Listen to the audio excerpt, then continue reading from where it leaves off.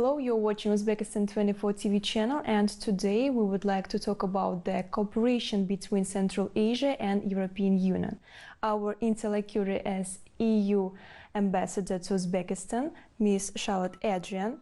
Hello, and thank you for joining us. We are on the eve of the large-scale event which to be held in November in Samarkand, EU Central Asia Connectivity Conference Global Gateway.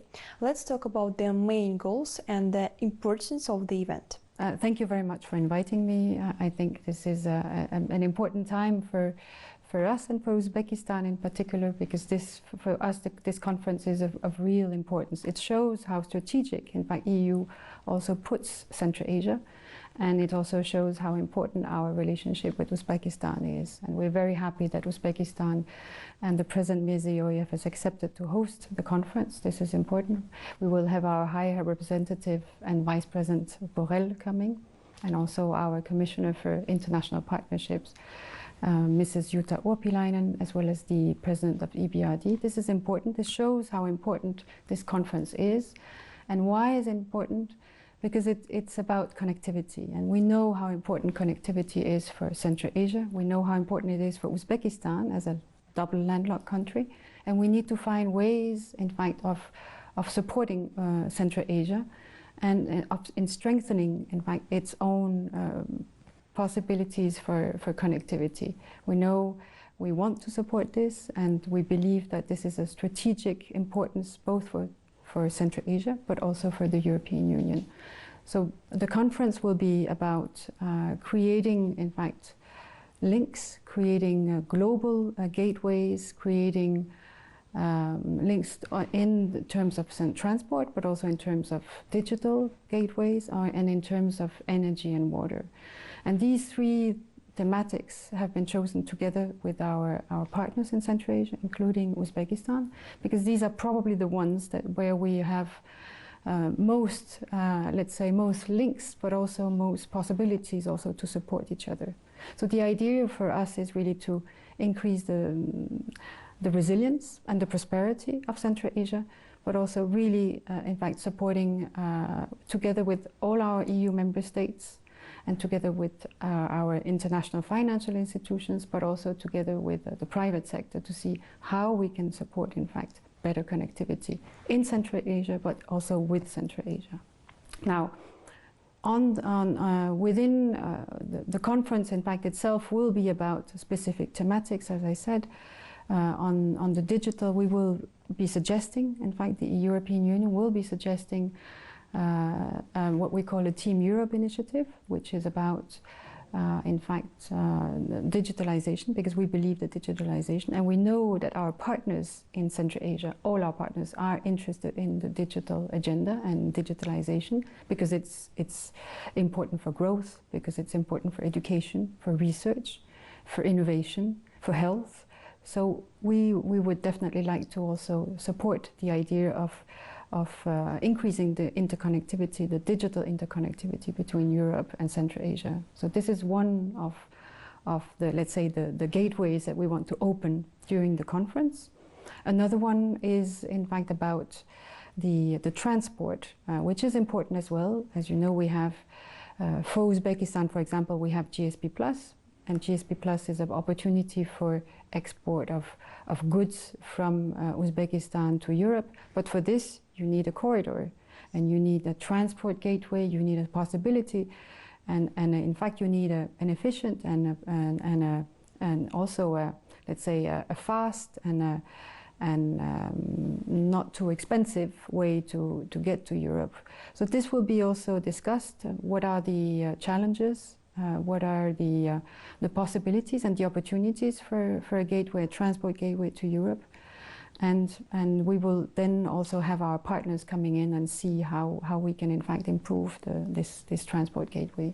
And then the third one is really about, this is about energy, and it's also about water, but it's definitely about how can we support our partners in Central Asia, and of course also in Uzbekistan, in the already ongoing, let's say, policies regarding renewable energies, because obviously we all know that we need to get out of fossil fuels, but this is also a gateway where we can support each other.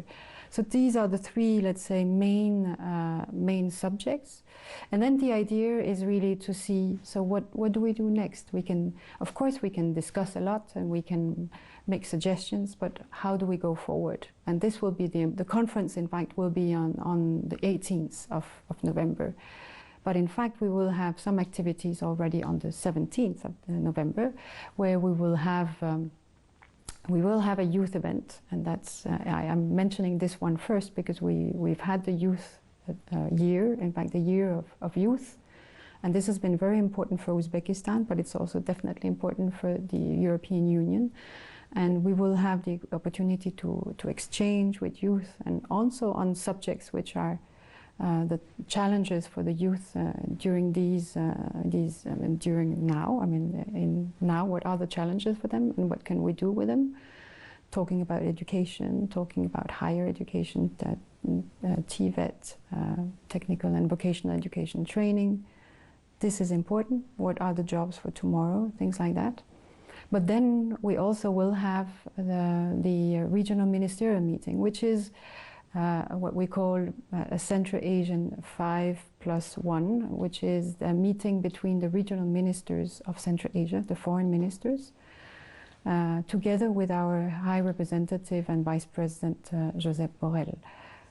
This is an important event which happens every year. I have to say that a couple of years ago, some years ago, that we thought that was not realistic, but we've also seen, and this is also thanks to also, of course, the support of President Mirziyoyev. Uzbekistan has been very good also in pushing this, and we're very happy that this is also hosted in Uzbekistan this year, back to back with the Connectivity Conference.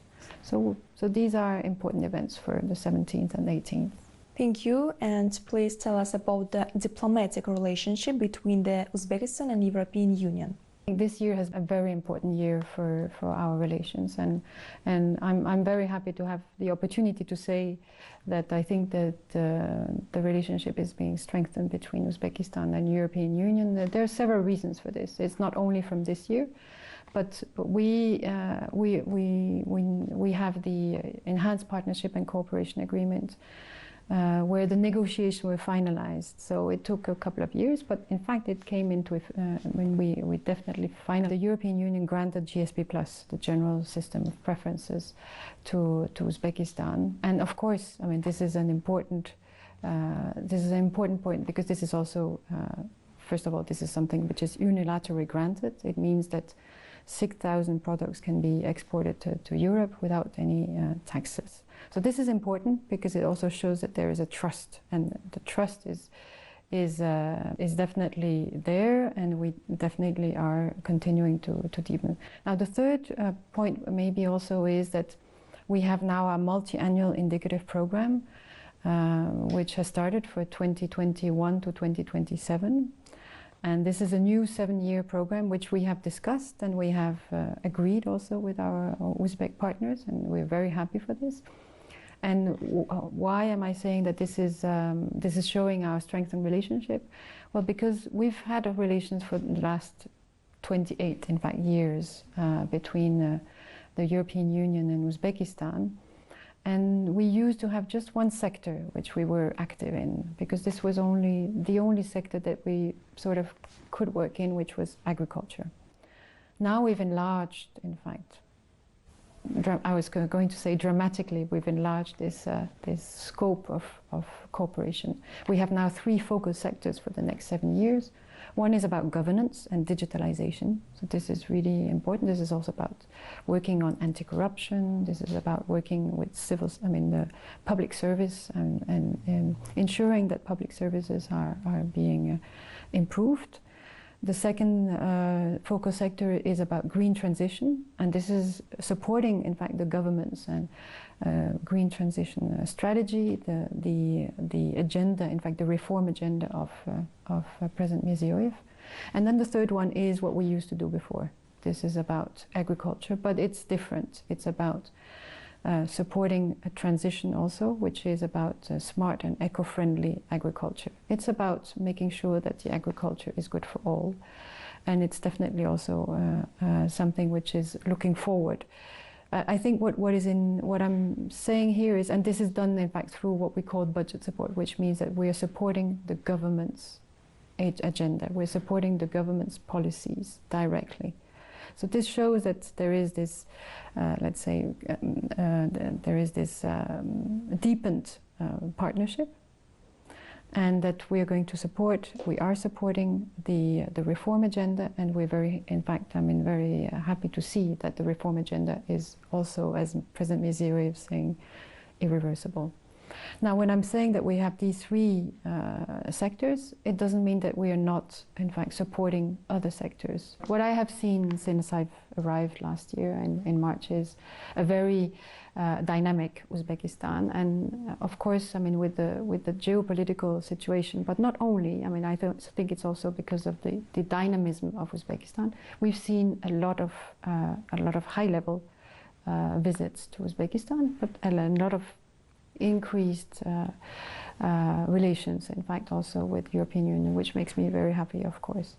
Last year we already had the High Representative and Vice President coming for the International Connectivity Conference. We also had the Commissioner, Vice President Shinas coming last November, and we've had several visits of our Her Excellency, our Ambassador to Central Asia, Tei Hakala, our EU Special Representative. She was here for at several occasions. She came also last week, and we are now, in fact, already this Friday, we will see the first visit of our President of the European Council, Charles Michel, coming to Uzbekistan.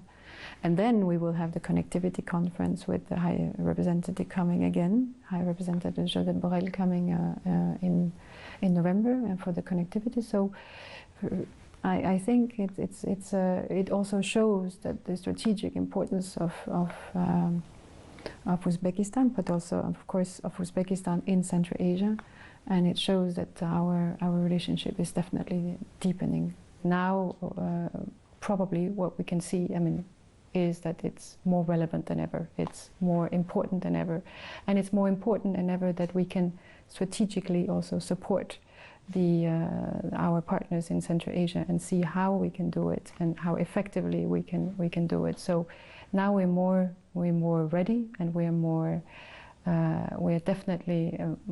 have more, in fact, I would say, with our new Team Europe initiatives on the digital and on the green energy and water, and on transport. We have much more to offer.